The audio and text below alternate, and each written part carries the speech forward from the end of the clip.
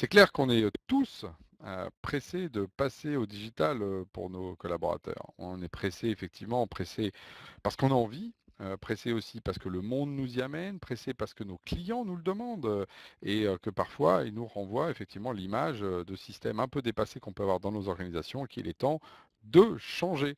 Mais être pressé, c'est bien, mais il faut aussi des fois trouver son chemin parce que la réalité, et c'est aussi la chance qu'on a d'avoir une offre qui est assez pléthorique, c'est que du coup, ça peut devenir compliqué de choisir le socle technologique et déjà dans quelle grande route on va partir. Parce qu'on va vous dire oui, il faudrait mettre en place un intranet, mais non, c'est une digital workplace, mais pas du tout, c'est un réseau social de l'entreprise, mais t'as rien compris, c'est les chat-ops aujourd'hui qui vont nous sauver la vie. Enfin, on voit bien qu'on renvoie à des terminologies pour lesquelles on peut être un peu perdu. Et on va voir comment finalement ces systèmes se différencient, mais également se complètent, et donc vous donner des clés de lecture pour savoir en fonction de qui vous êtes, finalement, quel système choisir. Et je pense que c'est tout l'enjeu de la demi-heure qu'on va passer ensemble. Donc on va passer à peu près 20 minutes pour poser le paysage. On jouera pendant 10 minutes justement un diagnostic quiz rapide. Vous verrez, c'est un jeu, j'espère que vous allez pouvoir justement vous amuser avec ce jeu, mais qui, vous allez voir, est porteur de sens. Et puis ensuite, au-delà de la demi-heure, on pourra justement aborder les questions-réponses pendant un petit quart d'heure ou 5, 10, 15 minutes. Ça dépendra un petit peu des questions qui se poseront à la fin de ce webinaire. Donc voilà, la question de la multiplication des outils, c'est à ça qu'on va essayer de répondre, mais surtout dans votre contexte. C'est ça qu'il faut avoir à l'esprit. Et le point, c'est comment est-ce qu'on fait pour faire un diagnostic? C'est vrai que je pourrais vous parler technique ou des problématiques fonctionnelles, etc. Et en fait, ce qu'on a décidé à Genspot, c'est d'essayer d'amener un peu de pédagogie et de métaphore, parce que finalement, on ne comprend jamais aussi bien que quand on parle des choses qui nous parlent tous les jours. Et qu'est-ce qu'on fait tous les jours et de manière plus ou moins plaisante, ou des fois de manière au contraire extrêmement agréable, eh bien c'est manger. Et moi j'adore manger, d'ailleurs je peux vous dire que voilà, si vous aviez une vision de caméra, je suis effectivement un gros mangeur, un grand gourmand, et donc j'aime ça, et donc la question est de savoir on mange quoi aujourd'hui? Parce que finalement la transformation digitale peut se ramener à ça, donc on va jouer un petit peu à ce jeu-là en projetant ces solutions dans ce qu'elles ont justement en termes, on va dire, de fonctionnement ou sociologique, de ce qu'elles peuvent ressembler à ce qui se passe dans la vie de tous les jours quand il s'agit de manger. Donc évidemment, quand on parlera de manger, en fait, on parlera de bosser, travailler. Quand on parlera de plat, on parlera d'information. Quand on parlera de boisson, on pourra parler d'application. Enfin, le lexique, vous allez voir, va être un peu détourné, mais il voudra dire beaucoup de choses sur justement les applications. Donc j'essaierai justement d'être assez pédagogique là-dessus. Alors, je amène tout de suite aussi des diminutifs. Réseau social d'entreprise, on parle souvent de RSE. Donc on ne va pas confondre avec la RSE, c'est vraiment le RSE. Digital Workplace, c'est souvent ramené DW. L'intranet, c'est l'intranet. Et les chat-ops, c'est souvent effectivement CO pour le chat-ops. Voilà, bon, vous pourrez retrouver les abréviations dans la présentation. Gardez ça en tête.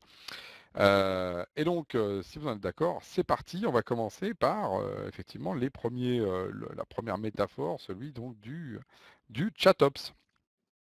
Alors, c'est quoi le ChatOps? Bah, le ChatOps, en fait, c'est un système où en fait, on va pouvoir communiquer en temps réel avec les gens de son organisation. Super. Et en fait, le ChatOps, c'est quoi? Bah, le ChatOps, c'est le fast-food. Si on le comparait à un restaurant, c'est un fast-food. Pourquoi? Parce que ça va vite. Tout le monde comprend, hein, dans les fast-food, tout le monde comprend. On voit même les petits-enfants aller chercher du fast-food, hein, c'est pas compliqué mais c'est pas forcément très digeste.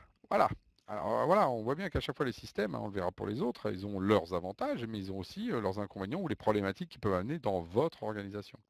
Euh, Parce qu'effectivement, dans un chat-up, c'est comme dans un fast-food, tout va vite, c'est super. Hop, là, je suis en connexion, là, j'ai JC, je veux lui parler, hop, j'envoie un message à JC, là, n'importe. Super, j'ai tout de suite l'info. C'est pas cher, hein. Aujourd'hui, il y a des chat-ops, c'est pas compliqué, c'est gratuit. Hein. D'ailleurs, par exemple, Mark Zuckerberg avec WhatsApp, par exemple, hein, parce que peu de gens savent que ça fait partie de Facebook, bah, c'est gratuit, c'est un chat-ops, voilà. Vous avez ça tout de suite. Slack, par exemple, c'est gratuit. Alors souvent, comme on dit, quand c'est gratuit, c'est vous le produit. C'est-à-dire que derrière, en fait, bah, effectivement, on va venir chercher de la valeur plus tard, donc il faut toujours se méfier du gratuit. En tout cas, c'est pas cher. Alors tout le monde comprend. parce que tout de suite dire, bah, tu vois, tu parles à quelqu'un, c'est sûr que ça, tout le monde comprend. Le problème, c'est est-ce que tout le monde aime? Alors ça, c'est moins sûr, hein. C'est comme le McDo, tout le monde n'a pas envie d'y aller. Il y a des gens qui n'aiment pas ça, hein, tout simplement, et qui n'aiment pas être justement pollués par tous ces trucs-là très rapides, où justement on mange trop d'informations. Le prix, souvent, bah, c'est des suppléments, parce que les suppléments autour finissent par alourdir la facture, hein. Ça n'a pas l'air cher au début, on vous dit 3 euros pour ça, mais en fait, il faut rajouter 1 euro par-ci, 1 euro par ça, et à la fin, votre utilisateur, il coûte très cher. Puis on s'en lasse, hein. Je ne sais pas pour vous, si je vous dis, alors vous allez sur une île déserte, vous allez manger tous les jours du fast-food, bah, en fait, c'est un peu, vous dire, non, au bout de Super Size Me, je ne sais pas si vous connaissez ce film, les gens s'en lassent. Et puis pour un manager, alors lui, c'est très difficile, c'est comme les parents par rapport aux enfants, de faire ça, hein, parce qu'une fois que ce qu'on appelle l'effet Slack m'a tué, c'est qu'une fois que vous avez habitué les enfants au McDo, bah, c'est pareil, quand tous les employés sont partout à s'envoyer des messages dans tous les sens, si vous voulez restructurer une activité, bah, c'est fini, c'est très difficile de remettre les gens en fait dans une logique de structuration. Donc ça, c'est la limite du ChatOps. Par contre, c'est lieu idéal des petits boulots, parce que finalement, oui, et pour tous les petits échanges, les petits messages, c'est très pratique, comme dans la vraie vie. C'est là où on trouve plein de petits boulots. C'est hyper efficace, voilà. Il y a pas mieux, c'est ouvert jour et nuit, et même plus, mais ça pose aussi un problème du droit à la déconnexion. Donc on voit bien, le chat-up, c'est l'exemple typique d'une valeur, mais qui pose aussi des problèmes immédiats. Il n'empêche que, moi, je ne sais pas pour vous, mais moi des fois, je vais manger au fast-food, et finalement, si on le fait de temps en temps, c'est pas si mal. C'est-à-dire que de le considérer comme un des moyens de communication et de collaboration, voilà, c'est aussi ça, la responsabilité, c'est de penser, et c'est ce que je vais essayer pendant tout ce webinaire de vous démontrer, c'est que il ne s'agit pas d'opposer ces systèmes, il s'agit de voir quand est-ce qu'ils sont pertinents et surtout de ne pas trop abuser de l'un contre l'autre. Alors, on passe tout de suite à l'intranet. Ah, alors l'intranet, ça c'est on est nés tous avec l'intranet, hein. Au départ, l'intranet, c'est ce qui définissait le réseau interne des entreprises. Alors l'intranet, c'est comme la cantine. Alors la cantine, on mange ce qu'on te donne, même si tu n'aimes pas. Voilà. Mais c'est pour ton bien. Voilà, c'est ça la cantine, hein, le principe. Alors c'est sûr que du coup, dans la cantine, bah, contrairement à celui d'avant, bah, là, il faut manger des légumes verts. Donc c'est vrai, par exemple, de la grande vidéo du président, hein, ça c'est le légume vert, il faut absolument avoir la vidéo du président, la projection de la stratégie. Alors je blague un peu, mais au fond, c'est un peu ça. Les gens se disent, oh, j'ai pas besoin de le voir. Mais si, on a besoin de ça, d'avoir la stratégie du grand patron. Mais simplement, des fois, on a juste envie plutôt d'être sur son projet et pas d'écouter la stratégie à 5 ans, sachant qu'on est en charrette sur son projet. Retour au chat-ops. Donc vous voyez, la problématique, elle est aussi de prendre en compte que dans une organisation, par définition, les gens ont des fois des intérêts contraires. C'est pas tout le monde est aligné comme on voudrait croire, et c'est normal. Voilà. Donc, dans l'intranet, il y a cette idée d'amener ça. Deuxième point, c'est industriel. Et donc, c'est un rapport qualité-prix imbattable. Si vous avez le moins cher de moins cher, c'est la cantine, parce que vous allez faire, par exemple, la même page avec la vidéo du président pour tous vos salariés, boum, ça coûte, vous divisez par le nombre de salariés, plus vous êtes nombreux, en plus, moins ça coûte cher. Et puis, plus vous êtes nombreux, plus vous pensez qu'il faut parler justement à tout le monde. Donc, c'est imparable d'un point de vue coût. Bon, après, c'est drôle, hein, c'est qu'effectivement, ce qui en fait vraiment pour moi la métaphore, c'est qu'on met chaque plat dans des boîtes. Et les intranets, c'est le lieu où il y a des boîtes, hein. Vous savez, les portails avec des boîtes dans lesquelles on met la boîte de la communication, on met la boîte. C'est comme ça que c'est organisé, comme dans la cantine où tous les aliments sont mis dans des boîtes. Alors, il y a un menu, il est imposé. D'ailleurs, on dit bien le menu de l'intranet, hein. C'est intéressant de voir que finalement, le terme même a été choisi parce qu'un menu, c'est effectivement un choix à travers des éléments qui structurent. C'est ouvert à heure fixe, hein, parce que la cantine c'est de 11h37 à 14h12 et c'est pas nuit et jour, c'est pas n'importe quand. Il y a des gens qui sont là d'ailleurs, du personnel pour gérer ça, contrairement au chat-ops où là on peut y aller n'importe quand. Alors c'est pas facile de sortir des blagues habituelles parce que bah, toute la mécanique de coût, la mécanique de distribution, les personnes qui font ça, voilà, c'est pas fait pour. Vous pouvez pas sortir de ça. Vous pouvez pas être léger en cantine. Vous pouvez pas être, voilà, c'est difficile d'être subtil en cantine. Souvent d'ailleurs, on finit par avoir un restaurant d'entreprise à côté de la cantine. Bon. Et à la fin, il y a aussi un autre truc, c'est que bon, la grande cantine, c'est sympa, mais tout le monde veut sa cantine pour faire son propre menu. Donc chacun finalement veut son propre intranet à son niveau. Chaque département veut son intranet et on finit par j'ai un intranet et à la fin j'ai des centaines d'intranets. Voilà. Et ça, c'est le problème par exemple, des grandes entreprises. Et puis, il faut appeler un chat, hein. C'est-à-dire que sauf en plein hiver, bah, souvent c'est déserté au profit des autres lieux qui sont plus sympas, qui peuvent des fois être en termes de même compétitivité prix-coût très intéressant. Donc, bah oui, le DSI, dès qu'il y a le moindre rayon de soleil, et ben en fait, le DSI a le dos tourné, on fait du shadow IT.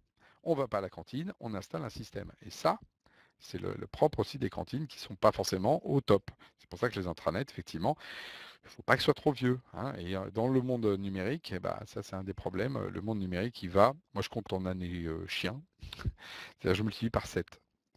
Une année numérique égale 7 années. Donc si votre intranet il a 5 ans, ça fait 35 ans que vous allez sur les genoux.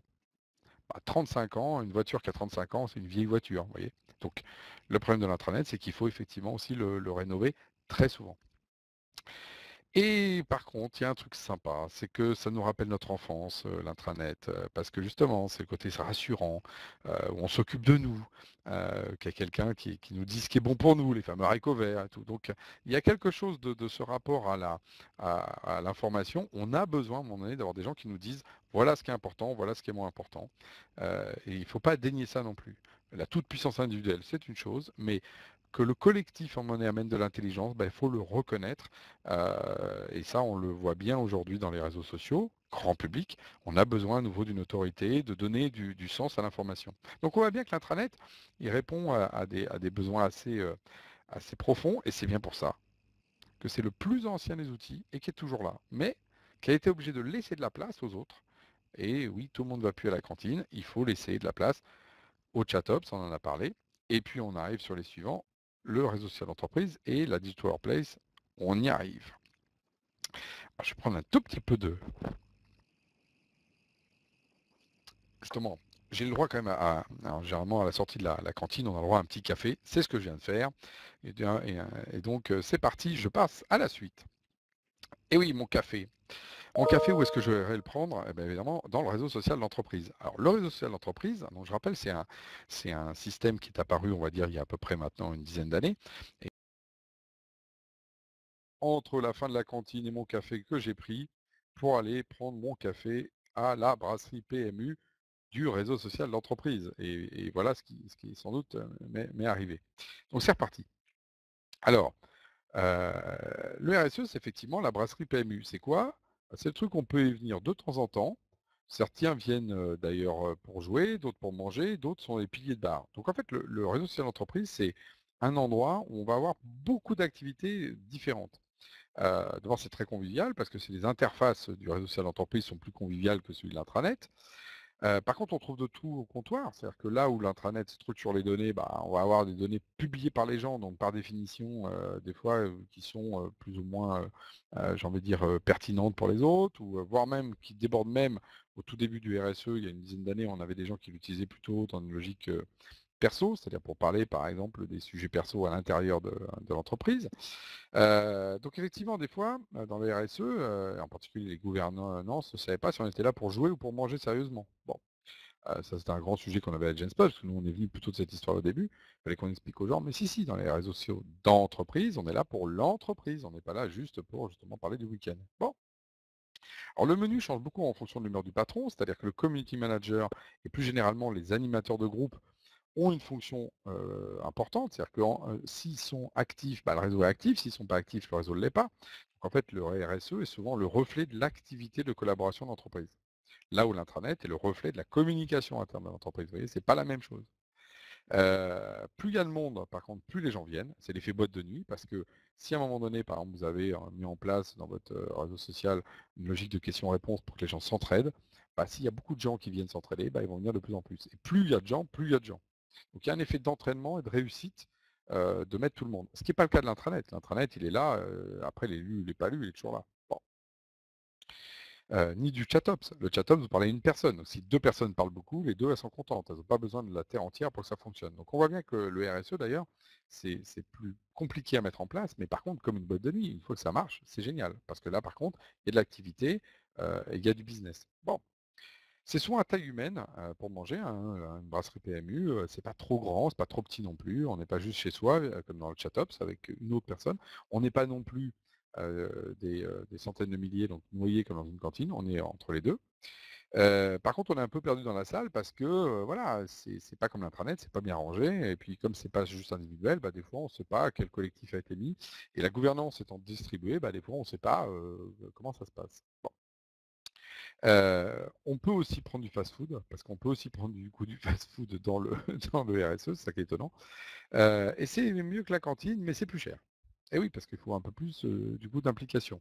Et donc là, c'est souvent une question de trade-off entre le prix, où c'est mieux pour la collaboration, mais du coup, ça coûte un peu plus. Donc alors, est-ce que j'y vais? Est-ce que j'y vais pas? Et on y trouve le fameux j'aime. Ting. C'est pour ça que j'aime, parce qu'on retrouve de l'émotion. Dans une brasserie, il y a de l'émotion, là où dans une cantine, il y en a pas. Beaucoup moins. Donc ça, c'est intéressant, c'est que le RSE a fait venir l'émotion dans l'entreprise et on sait aujourd'hui à quel point c'est important et surtout dans les outils numériques, on a besoin de remettre de l'émotion à travers les gens, là où en fait, ils en ont pas beaucoup avec les outils qui peuvent être un peu durs. Un outil de facturation, c'est pas très émotionnant, vous voyez? Donc voilà le RSE, ce qu'il amène. Bon, et ensuite on a la digital workplace. Last but the least, le digital workplace, c'est comme le Big Mama. Alors est-ce que vous connaissez le Big Mama? C'est un énorme restaurant, à Paris. Il y a plus de 10 styles de restaurants à la fois, pour tous les goûts, toutes les bourses. En fait, c'est une multiplication de restaurants et donc en fait, c'est un concept. Le digital workplace, c'est une capacité à prendre encore de la hauteur et d'embarquer tout ce dont on vient de parler et plus encore. Parce qu'on y trouve de tout dans le digital workplace. Alors du coup, si je trouve de tout, j'y comprends rien. C'est quoi, voilà, et c'est normal, on est un peu perdu, c'est un peu un concept. Aujourd'hui, c'est le dernier en date, c'est le moins posé. De la même façon que le réseau social de l'entreprise, vous faites un retour en arrière d'une quinzaine d'années, nous, quand on a démarré dans le domaine, bah, typiquement, les gens disaient un peu tout et n'importe quoi.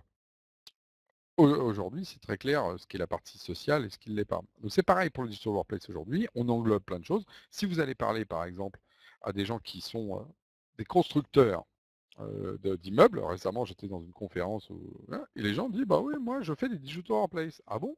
«Ah et en fait, ils coulent du béton, dans lequel ils mettent des salles, dans lequel ils mettent en réalité de la réservation de salles avec des écrans tactiles». Donc pour eux, ils sont en train de fabriquer une digital workplace. C'est pas faux, mais c'est plus quand même workplace que digital. Donc, vous voyez, on peut aller de là jusqu'aux gens qui disent: «Non, mais moi l'intranet, c'était une digital workplace, il est où le sujet?» Voilà. Donc, en fait, il faut voir que le digital workplace, c'est aussi reprendre de la distance par rapport à ça et s'immerger dans le travail qu'on a à faire et en particulier la communication et la collaboration à tous les jours. Une des promesses du digital workplace, c'est évidemment de dire: «Mais pourquoi choisir? Pourquoi j'ai besoin de faire sortir mes utilisateurs de mon système pour aller, justement, aller au fast-food?» S'ils ont besoin d'un chat-up, je vais l'avoir dans le digital workplace, en natif. Idem pour la cantine, une brasserie, et cetera, et cetera. Chacun peut le faire au même endroit. Donc ça, c'est la promesse. Alors après, on peut imaginer, que ça a des limites, mais c'est la promesse. Bon, on y mange, mais on y boit aussi. Donc c'est aussi des applications multiples, vraiment, hein. C'est vraiment l'idée de dire on va dans la collaboration, manger, mais aussi boire, on va aussi travailler, par exemple, sur la partie métier. Donc on va retrouver des liens d'intégration avec les outils métiers. Du coup, l'optimisation individuelle, elle est à faire entre le budget qu'on a pour lancer un Digital Workplace, le temps qu'on a, le fait qu'on ait accès à tous ces systèmes. Parce que mine de rien, ça devient tout d'un coup beaucoup plus difficile à mettre en place. Comme je le dis, tout le monde ne peut pas se le payer. Mais le chef est fier de ses 1000 couverts parce que c'est très structurant un Digital Workplace. Vous prenez la main sur l'intégralité des systèmes. Donc, c'est ça qu'il faut voir, c'est que dans le show workplace, il y a cette promesse aussi, de prendre cette distance-là, mais qui d'un côté se paye par le prix de repenser l'architecture complète de sa collaboration et de sa communication.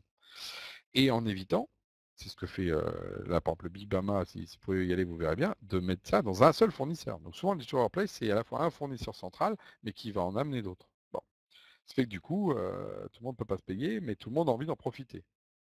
Et le dernier point, c'est qu'à côté, hein, si vous connaissez le Big Mama, juste à côté, il y a quoi? Il y a la station F, c'est-à-dire le truc de Xavier Niel, où il y a justement le plus gros incubateur de Paris. Donc on a aussi l'idée que dans le Digital Workplace, on amène une énorme innovation. Et pour le coup, 100% digital. C'est big, c'est 100% digital. Et ça, c'est la force du Digital Workplace d'amener cette capacité-là. Bon, là, on y voit un peu plus clair parce qu'en fait, déjà, je vais vous montrer les solutions en images rapidement, hein. Voilà le ChatOps. Le ChatOps, à gauche, hop, j'ai des flux de messages avec des personnes. Au centre, des messages. À droite, des personnes. Et on parle. C'est simple. L'intranet, la photo impressionnante du président. Des widgets d'accès aux informations. Et ensuite, je peux aller naviguer à travers mon menu pour justement aller en particulier sur mes éléments métiers. Et un bon intranet a un bon moteur de recherche. Voilà. Je simplifie, mais il faut aller aux choses simples pour comprendre. Le réseau social d'entreprise, centré sur la communication, on a du like, 13, on a des commentaires, on a du people, et donc on peut à la fois communiquer et collaborer autour de l'information, le flux d'activité étant l'élément central, tout ça organisé autour de groupes, qui sont en fait ces façons de collaborer à petite échelle ou échelle moyenne. Et le digital workplace, souvent très joli, on va retrouver en fait la puissance de l'intranet, matinée d'applicatifs, comme on voit ici au centre, de la communication, des applications et une dimension globale, voilà l'intranet général, une dimension métier, une dimension intermédiaire et une dimension locale. Mes choses à moi. Donc c'est moi, nous et nous tous. Voilà, le digital workplace prend tout ça en capacité. Vous voyez l'englobage qu'on peut voir du digital workplace. Et d'un point de vue analyse, productivité, fonctionnement, en fait, on s'aperçoit que pour les entreprises, et après on va jouer au petit quiz juste après, soit vous êtes très à la recherche d'une communication à gauche, soit très en recherche d'une collaboration en travaillant ensemble, c'est à droite. Soit vous êtes très centré sur l'équipe, c'est en bas, soit c'est très corporate pour tout le monde, c'est en haut. Et là, bah, chaque outil se positionne. Je veux communiquer pour tout le monde, c'est l'intranet.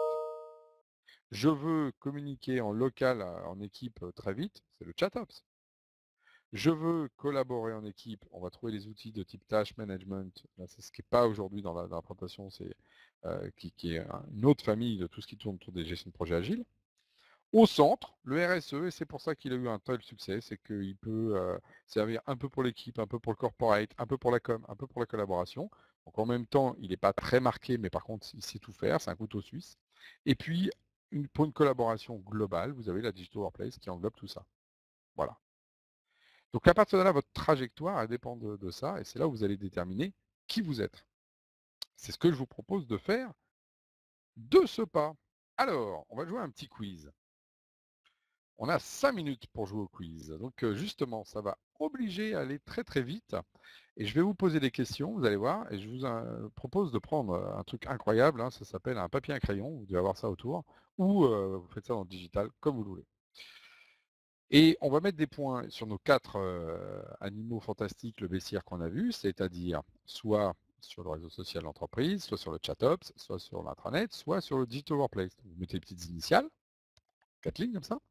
Puis à chaque fois, je vais vous poser une question et en fonction, bah, vous allez mettre des points sur les éléments par rapport à laquelle je vais vous poser comme question suite au résultat. Alors c'est parti. Est-ce que vous avez compris? Tout le monde est prêt pour ça? Alors, question 1. Est-ce que j'ai besoin que l'on m'entende ou est-ce que j'ai besoin que j'écoute davantage? Alors quand je dis je, c'est l'entreprise, hein, c'est pas seulement vous en tant que personne, c'est l'entreprise. Donc qu'on m'entende, c'est que je dois parler et qu'il ne m'écoute pas assez. J'écoute, c'est que je veux prendre de l'information de la base. Clair? Alors, si vous avez choisi entendre, bah dans ces cas-là, il faut mettre un point sur l'intranet et un point sur le digital workplace. Mettre plus un, une petite barre comme ça. Si on vous a mis écoute, dans ce cas-là, vous mettez un point sur le RSE et un point sur le ChatOps. OK? Voilà. Donc ça y est, on est parti sur les points, c'est parti. Deuxième question. Est-ce que j'ai besoin de plus structurer mon information ou de lâcher prise? Elle est trop structurée et j'ai besoin de lâcher prise. Structurer, vous mettez un point pour l'intranet. Et lâcher prise, vous mettez un point pour le réseau social d'entreprise. Troisième question. Mon chef, le grand chef, et plutôt, de manière plus générale, l'organisation et le top management, est-ce qu'ils sont plutôt, aujourd'hui, hein, conservateurs ou innovateurs dans la dernière mode? Alors, s'ils sont conservateurs, vous mettez un point pour l'intranet. S'ils sont plutôt innovateurs, vous mettez un point pour le ChatOps et un point pour le Digital Workplace. Alors, question 4. La culture de mon organisation est-elle mature en digital? Si elle est mature, vous mettez un point pour le RSE, un point pour le Digital Workplace. Sinon, vous mettez 0. Vous mettez rien.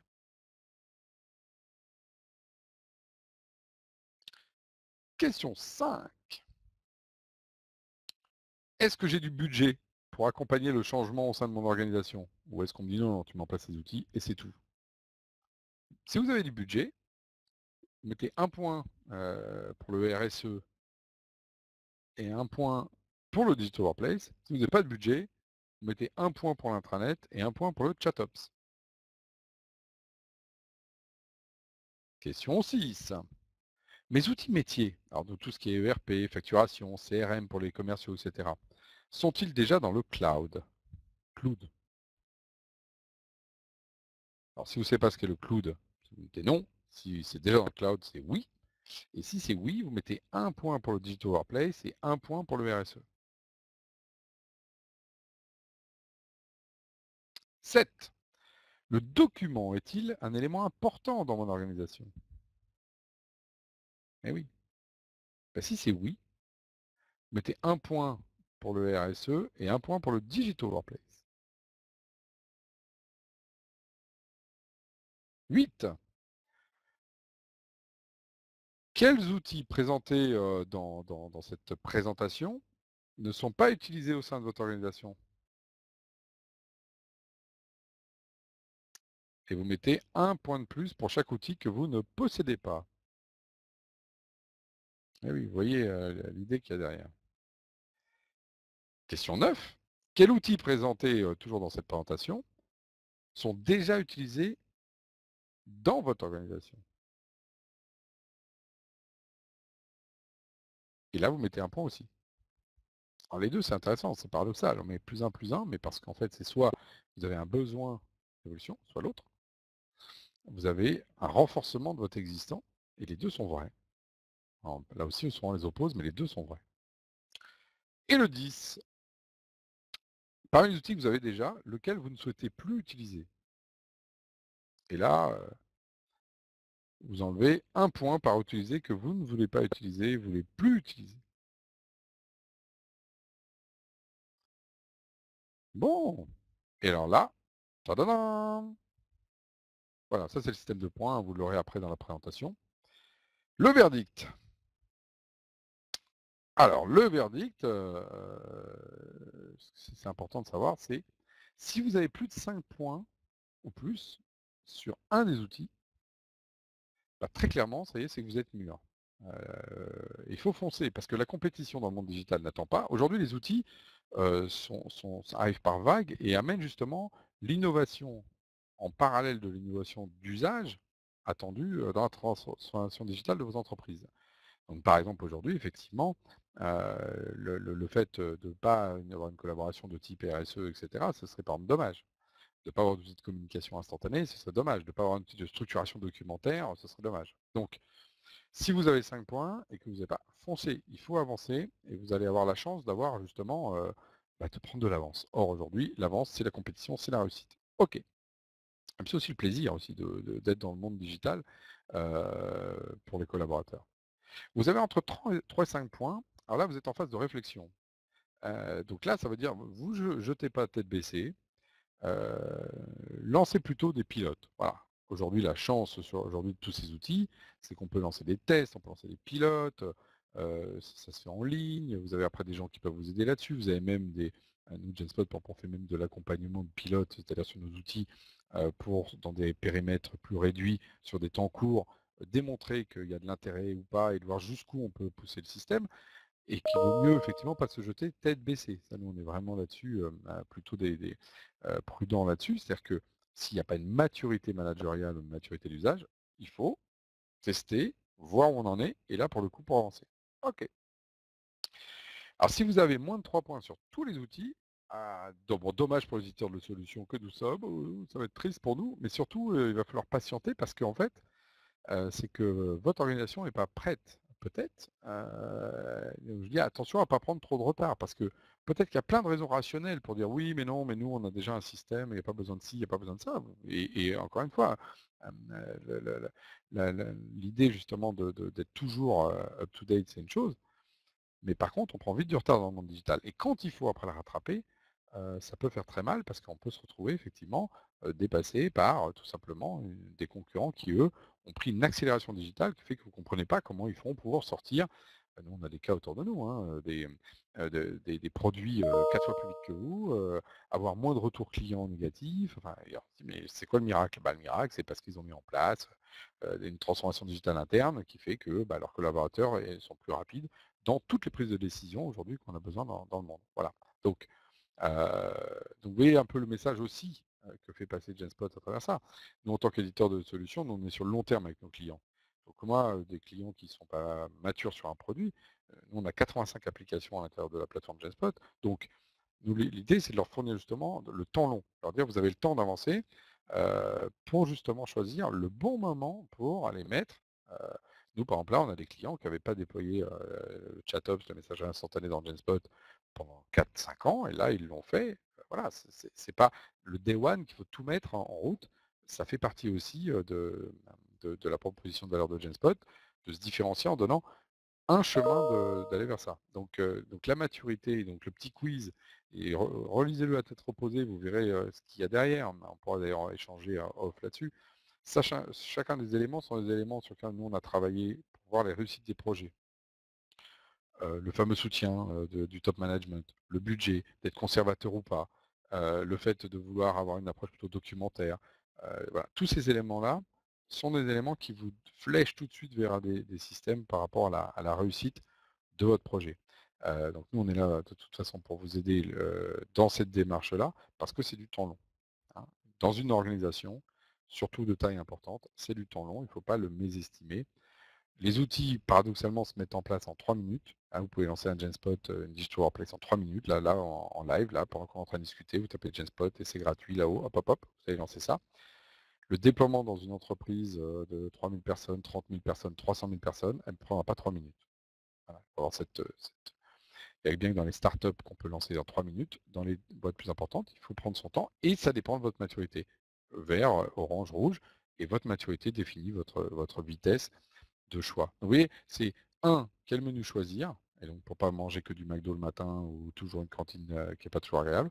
Et deux, votre maturité pour savoir choisir justement à quelle vitesse il faut justement mettre en place ces différents restaurants de ce monde digital pour que vous puissiez justement réussir ça, j'ai envie de dire, dans les meilleures conditions et avec du plaisir, hein, parce que je reviens au point de départ. Nous, ce qu'on apporte à nos clients, c'est une vision différente de la transformation digitale, plus plaisante, plus posée, avec cette idée que l'outil vous accompagne, comme le chef ou comme le restaurant dans lequel vous allez vous accompagne, pour votre trajectoire, parce que votre objectif quand vous allez manger, c'est justement passer un bon moment avec quelqu'un, pas juste manger, hein. Voilà, il faut, comme on dit, hein, il faut manger pour vivre, hein, non pas vivre pour manger. Sur ce, on est arrivé à la fin de la présentation, heu et je propose de passer à une séance de questions-réponses. Merci Eva, merci Maëlys, et merci Molière. Effectivement, cette phrase, voilà. Est-ce que vous avez des questions?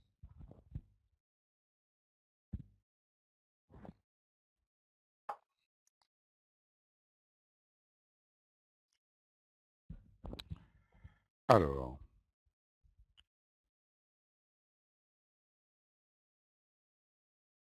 OK, quelqu'un qui est en train de poser une question.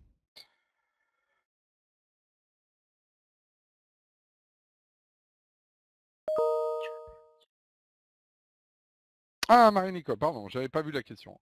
Je ne connaissais pas le concept, mais ça ne s'applique pas quand on est seul, une société, on est seul dans une société par exemple. Alors, quand on est seul dans une société, en fait, effectivement, on ne va pas mettre en place des intranets et des réseaux sociaux d'entreprise complets. Par contre, on commence en fait finalement à démarrer son digital workplace. Et quand on est seul, on pose les bases de ce que deviendra l'entreprise de demain en termes de communication. Et bien trop souvent, effectivement, on démarre en se disant bon, le mail suffira. Alors qu'en fait, c'est une erreur parce qu'on va habituer tout le monde à rentrer par le mail, alors qu'en fait, structurer par exemple l'espace de communication autrement, ça peut être utile. Moi, je vous encourage à démarrer assez rapidement, à passer à des outils digitaux, même quand au départ on est seul, sauf si vous pensez rester seul dans votre entreprise. Mais souvent, on démarre trop tôt la transformation digitale, trop tard, pardon, la transformation digitale, et c'est toujours difficile de revenir en arrière sur une culture. Quand vous avez habitué tous vos clients à passer que par le mail, bah, en fait, ils ont du mal à revenir dans d'autres systèmes. Or, dans la transformation digitale, il y a l'idée que vos clients rentrent dans votre système d'information et vous aident à ça. C'est en ce sens-là où l'intranet aujourd'hui apparaît des fois un peu comme ancien, parce que lui, il pensait que juste les collaborateurs étaient en relation avec les collaborateurs. Ah, c'était ici Londres. Les Français parlent au français. Donc ça, c'est vrai que c'est une approche très défensive, parce qu'on était d'ailleurs attaqué à l'époque, hein, pour faire une référence historique. Mais quand on est dans une rapport avec ses clients, on n'est pas en combat. On est au contraire, on essaie de faire de la co-construction.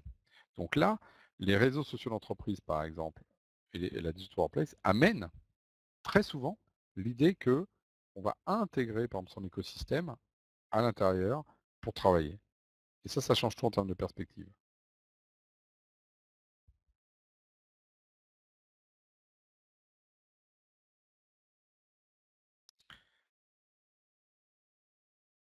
Alors, est-ce qu'il y a d'autres questions?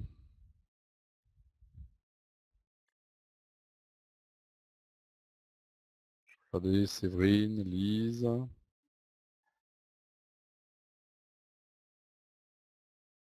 merci Agnès. Alors, vous pouvez de toute façon, parce que Genspot, on a aussi une culture de justement du partage de contenu. Vous voyez, par exemple, là, c'est des présentations qu'on fait pour essayer d'éclairer un peu le domaine. On a également, donc, je crois que Jean-Christophe a mis un e-book à télécharger qui contient aussi beaucoup d'informations là-dessus. On a pas mal de, justement, de livres blancs ou de guides pratiques, comment démarrer un projet collaboratif, comment réussir sa gestion de projet agile, le digital workplace, sa vie, son œuvre, pour reposer un peu les concepts. Des questions également sur les chiffres autour du réseau social d'entreprise pour expliquer pourquoi la collaboration et la communication est si importante aujourd'hui et vous donner des chiffres marché et des chiffres d'impact en particulier sur la productivité, le bien-être au travail, etc. Donc on partage beaucoup d'informations parce qu'on croit que justement on est dans un monde de partage et la connaissance, c'est ce qui se partage sans se dégrader. On peut partager l'information 10 fois et elle a toujours une valeur forte. C'est pas la même chose effectivement d'un pain au chocolat. Quand on est à 10 sur un pain au chocolat, il ne reste pas grand-chose. Dans la connaissance, c'est évidemment pas, ça c'est l'effet de levier qui est considérable. Et à telle enseigne que Jamspot, aujourd'hui, on doit être un des rares éditeurs à avoir ce qu'on appelle la Jamspot Academy, où en fait tout client de Genspot a accès de manière intégrale à cette université populaire Genspot dans laquelle on parle de la collaboration, des outils, de comment on fait, du how-to, de la community management, du paramétrage, enfin ça va depuis tout truc très pratico-pratique comme les TP quand on est à l'école jusqu'aux cours un peu plus conceptuels. Et tous nos clients ont accès gratuitement à cette Genspot Academy qui permet d'avoir justement ce partage de savoir. Et je vous disais tout à l'heure que on est un peu différent de Genspot, c'est une autre différence. C'est-à-dire qu'on ne fournit pas juste un outil, on fournit également une communauté de pratiques autour de la question de la collaboration et de la communication. Euh, et ça, c'est effectivement une différence forte.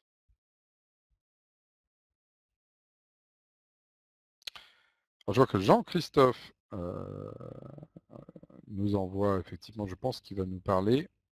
On est à la clôture, là il est 15h11, je pense on va terminer ce webinaire pour nous parler, je pense, du test que vous pouvez faire. Voilà. Voilà. N'hésitez pas à cliquer sur ce lien là, launchgenspot.com, parce que tout simplement, vous pouvez voir, c'est en 3 minutes, à quoi ressemble Genspot. Euh, L'essayer tout simplement. Voilà, le lien cliquable, ça c'était le problème de l'espace après le 2 points. Oui, donc là, vous pouvez cliquer là-dessus et essayer justement. Nous, on est aussi partisans, vous avez bien compris, on est un partisan à la fois justement d'amener de l'intelligence, mais également du concret. Et donc le concret, c'est d'essayer. La solution, elle est testable en ligne, et ce, y compris pour des déploiements qui après vont toucher des centaines de milliers de personnes. Ça, c'est la force du cloud aujourd'hui, de nos technologies, d'être capable de scaler à des très grosses échelles et en même temps d'être accessible à tout à chacun. C'est la magie du numérique. dont on ne se lasse jamais, je peux vous dire à Genspot, c'est notre passion de faire des produits et les faire les mieux possibles pour vous.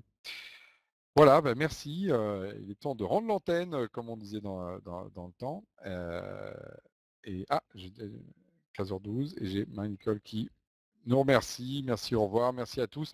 Je ne vais pas tous vous citer, voilà, Bruno, Agnès, Cécile, Delphine, Julie, Laurent, Nathalie, Pascal, etc. On était à moins plus d'une cinquantaine, je crois, autour de ce webinaire en direct, hein, et beaucoup plus nombreux d'ailleurs qui sont inscrits aussi pour le replay. Donc on aura le plaisir de vous voir. Toute l'équipe de Genspot se tient à votre disposition. Merci, au revoir.